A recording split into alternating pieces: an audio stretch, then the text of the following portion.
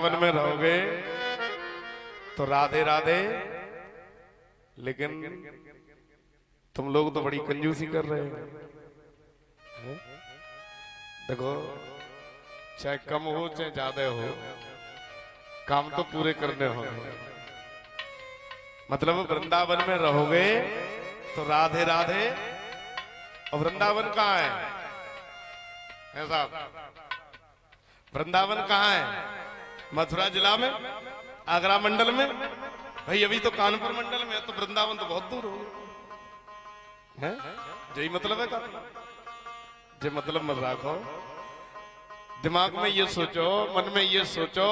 और ये बिल्कुल सही है, जहां भगवान की चर्चा होती है, जहां भगवान का नाम लिया जाता है, जहां भक्ति ज्ञान वैराग्य की बातें होती हैं, वहीं वृंदावन होता है। तो आज मतलब आज ही नहीं, कल से, और जब तक ये चलेगा प्रोग्राम, तब तक हमारा ये गांव देवीपुर सराय क्या है? वृंदावन। वृंदावन है ना? तो वृंदावन में रहोगे तो राधे राधे। तो फिर काहे कंजूसी बोलो, राधे राधे। हाँ, हाथ उठा के राधे राधे बोलो, फिर नाम ले लेके बोलूंगा मैं। सूत जी महाराज समझाते हैं सौनकादिक ऋषियों, जिस समय महाराज परीक्षित राजा बने, और महाराज परीक्षित जब राजा बन गए, तो राजा बनने के बाद में सभी राजा महाराजाओं का एक ही उद्देश्य होता है और एक ही काम होता है,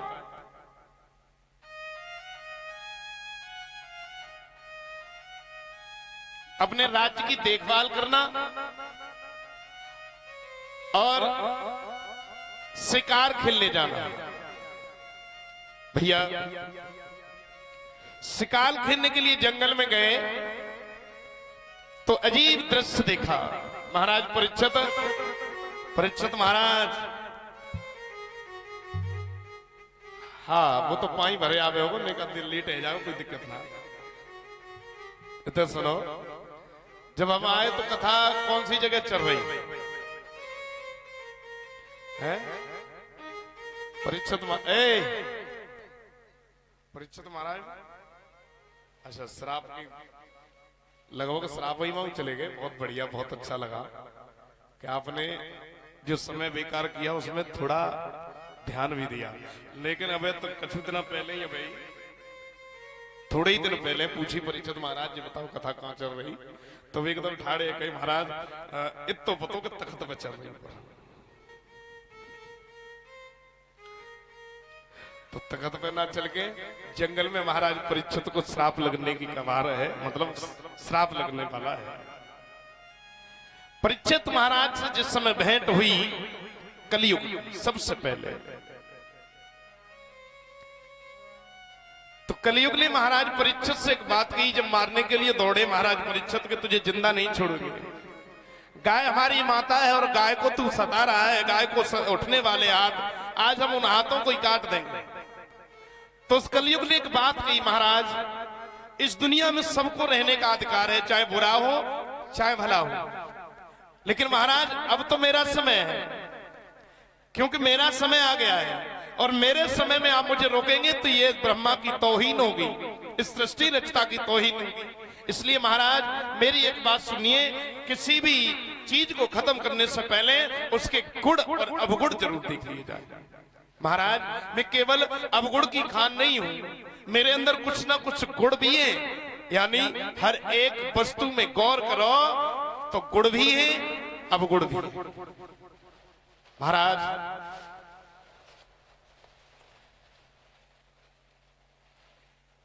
सतयुग, त्रेता और द्वापर में इंसान जीवन भर सारा जीवन गुजर जाता था, लेकिन भगवान का दर्शन नहीं हो पाता, भगवान से मिलन नहीं हो पाता।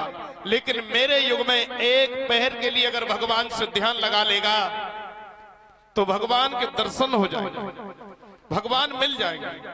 कलयुग ने सबसे पहली एक बात की, और ये भी कहा महाराज उस युग में सोचने मात्र से पाप लग जाता था, लेकिन मेरे युग में बिना करे कोई पाप नहीं लगेगा।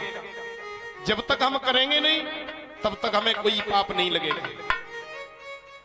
और पहले की नाई अगर अबे जायुग में पाप और श्राप लग जाता तो सुबह से शाम तक पूरा गांव खाली हो जाता। मतलब सुनो, पहले के समय में भाई हमने तो नहीं देखा, हमारे ग्रंथ बता रहे हैं, शायद आप लोगों ने भी नहीं देखा, लेकिन समय बदलते हुए सबने देखा है। समय बहुत बदल गया, इतना बदल गया कि अब ये चीज अच्छी नहीं लगती। इसके अलावा और कुछ भी होता बड़ा अच्छा लगता है, हाँ बहुत अच्छा लगता है, लेकिन ये अच्छा नहीं लगता। सुनिए, अगर पहले के युग में किसी ने गुस्से में आकर के कह दिया कि जा तू पत्थर का हो जा, या तू वृक्ष बन जा, या तेरे घर में कभी संतान नहीं होगी, तो वो पूरा हो जाता था, होती नहीं थी, नहीं होती थी। लेकिन आजकल अगर ऐसे सवेरे तक शाम तक अगर भैंसिया काऊ कोई कंडा फूर गई, कंडा पाथे और कंडा भैंस फूर गई, तो घरे जाके अरे तेने मेरे कंडा फुरवाए, तेरे सब मत जाइयो। छोटी सी चीज के पीछे श्राप दे रही, घरे बैठ गए तो लला मरियो, काऊ को लला मरगो नहीं मरेगा।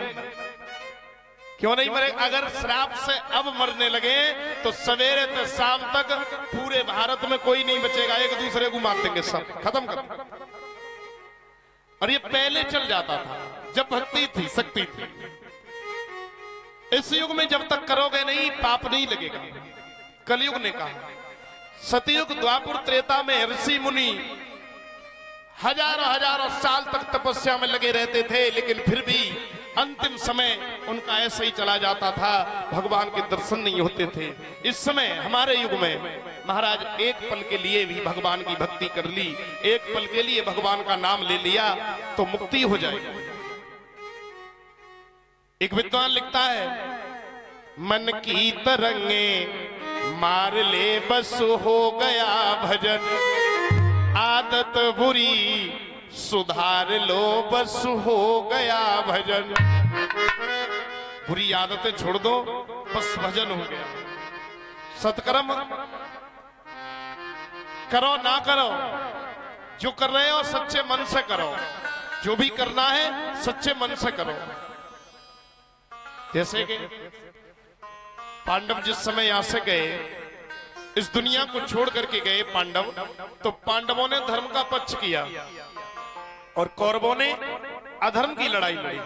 फिर भी कौरव जाकर के वहां पर राज्य करते हैं और पांडवों को नरक भोगना पड़ा कुछ देर के लिए, ऐसा हमारे पुराण कह रहे हैं। मन में जो भी विचार आए, मतलब आखिर में यही हुआ, धर्मराज ने पूछ लिया, युधिष्ठिर ने धर्मराज को पूछ लिया, महाराज हमने धर्म की लड़ाई लड़ी, फिर भी हम नरक में क्यों गए, हमें यातनाएं क्यों झेलनी पड़ी? तो धर्मराज ने कहा, महाराज कौरवों ने युद्ध किया, लेकिन युद्ध अपने एक ही रूप में किया, वो केवल जीतना चाहते थे, वो अधर्म के रास्ते से बेशक लड़े, लेकिन उन्होंने कर्म किया, कर्म से विमुख नहीं हुए। और आपने एक झूठ बोला, उसी झूठ का मतलब यह है क्योंकि तुम सत्यवादी थे, और सत्यवादी अगर एक बार झूठ बोलता है तो उसे दंड मिलता है। झूठ कौन सा बोला? झूठ बोला था कि अश्वत्थामा मारा गया। आपने कहा था अश्वत्थामा मारा गया, गुरुजी ने आपको पूछ लिया था, युधिष्ठिर तुम धर्म के अवतार हो, ये बताइए अश्वत्थामा मारा गया या नहीं मारा गया? तो तुमने कह दिया था महाराज अश्वत्थामा मारा गया। लेकिन वो अश्वत्थामा गुरु द्रोणाचार्य का पुत्र नहीं था, वो अश्वत्थामा एक हाथी था जो मारा गया। उसी झूठ का ये दंड है जो आज तुम्हें यातना झेलने को मिली। भैया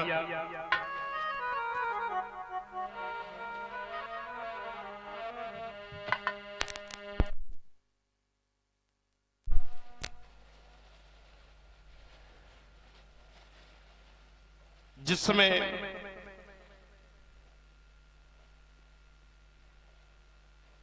महाराज परीक्षित को कलयुग से भेंट हुई। कलयुग ने अपनी बढ़ाई में केवल ज्यादा बातें नहीं कही, यही कहा महाराज आप चाहो तो हमें मार सकते हो, लेकिन महाराज जीने का अधिकार सबको है, हमें भी जीने का कोई ना कोई अधिकार बता दीजिए।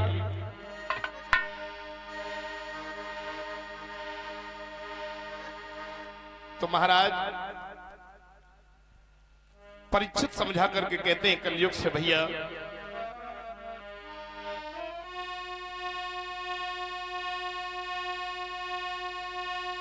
जिस जगह जुएबाजी होवे, झूठी कपोड़ियां चलती हो, बेस्याएं जहां निवासिनी हो, मद की प्यालियां मचलती हो।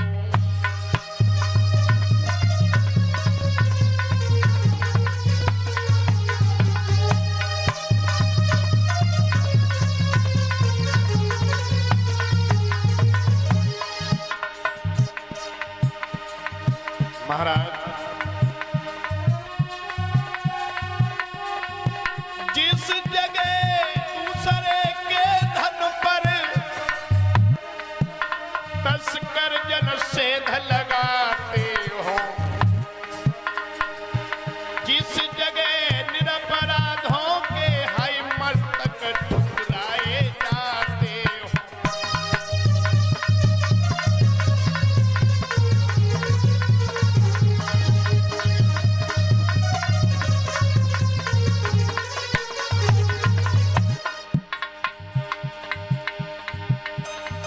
जिस जगह न गुरु का ध्यान रहे, जिस जगह हरि का ध्यान न हो,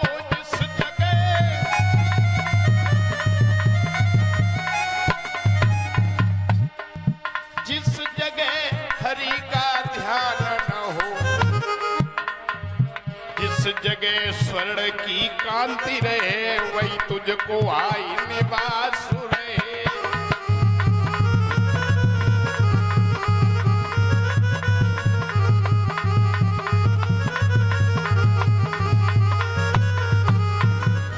महाराज परीक्षित ने कहा जिस जगह झूठी गपोड़ियां चलती हो, जहां भाई भाई का सम्मान नहीं करता हो, जहां गुरु का सम्मान ना हो, जहां पर जुएबाजी होती हो, जहां वेश्यावृत्ति होती हो, यानी जहां गलत काम होते हो, उस सारी जगह तुम रहो।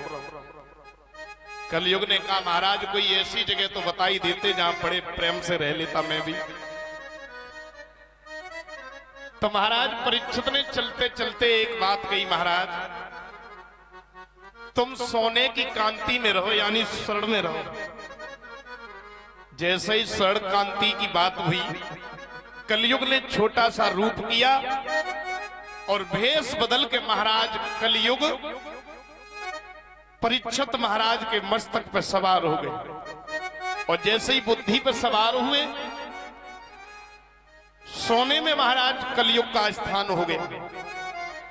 और जैसे ही परीक्षित महाराज के मस्तक पे कलयुग सवार हुआ,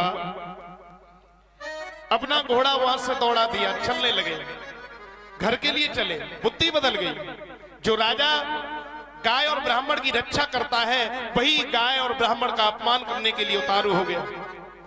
घोड़े पर सवार होकर के जब आगे बढ़े, देखा महात्मा लोमस ऋषि का आश्रम है और उस आश्रम में महाराज ध्यान लगाकर बैठे हैं। घोड़ा रोक लिया और आवाज लगाई, महाराज हमें प्यास लगी, अगर पानी हो तो दे दीजिए। लेकिन ध्यान में मगन महात्मा लोमस ऋषि कुछ नहीं बोले। जब कुछ नहीं बोले तो महाराज परीक्षित ने मन में विचार किया,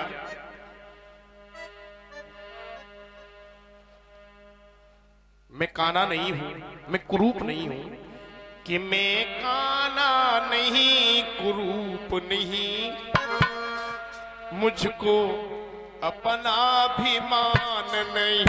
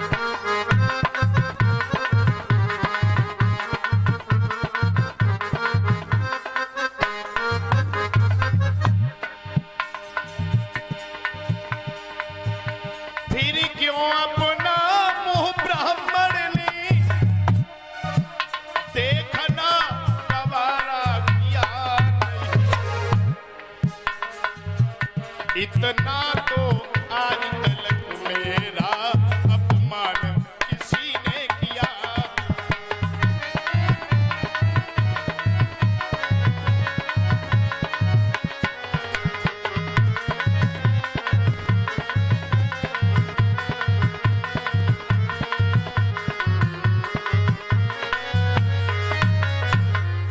महाराज परीक्षित ने सोचा, मैं दुनिया में ऐसा नहीं हूं कि मेरा परिवार नहीं है, परिवार भी है, मेरे पुत्र है, मेरी रानी है, निसंतान भी नहीं हूं और समाज में मेरी इज्जत भी है, लेकिन मेरी समझ में यह नहीं आया कि इस ब्राह्मण ने मेरा चेहरा देखना गवारा क्यों नहीं किया। कारण क्या है? महाराज परीक्षित ने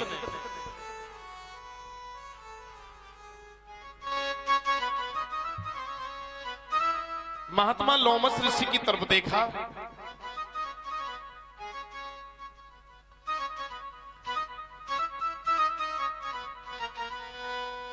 और महात्मा लोमस ऋषि की तरफ देखने के बाद में